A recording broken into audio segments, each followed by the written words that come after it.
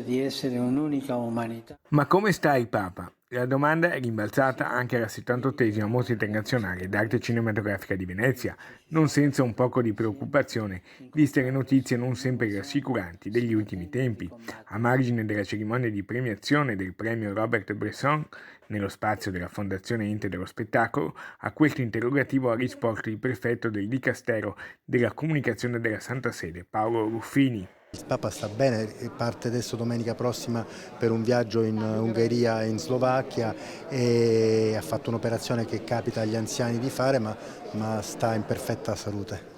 Ruffini, invitato da Monsignor Davide Milani a consegnare il premio ad Alice Rothwacker, si è soffermato anche sui dettagli di cosa significhi curare la comunicazione del pontefice. Il Papa comunica, i papi e questo Papa in particolare comunicano già da soli. Noi cerchiamo, come dire, di essere una rete di supporto attraverso i nostri media, attraverso il rapporto che abbiamo con i media di tutto il mondo. È una comunicazione che più è invisibile, più è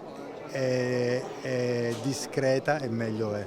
A Panama il suo corteo camminava tra la folla, lui si è accorto che una vecchietta, una persona molto anziana la continuava a rivedere perché questa si spostava e allora ha fatto fermare il corteo e questo aveva un cartello con dito anche noi anziani sappiamo fare casino in spagnolo e allora lui gli ha fatto una grandissima festa, l'ha fatta fotografare. E mercoledì arriverà alla Mostra di Venezia anche il patriarca, Monsignor Francesco Moraglia, che alle 16 sarà nella nuova Sala Laguna a coordinare una tavola rotonda sul disarmo, in memoria del medico e fondatore di Emergency, Gino Strada.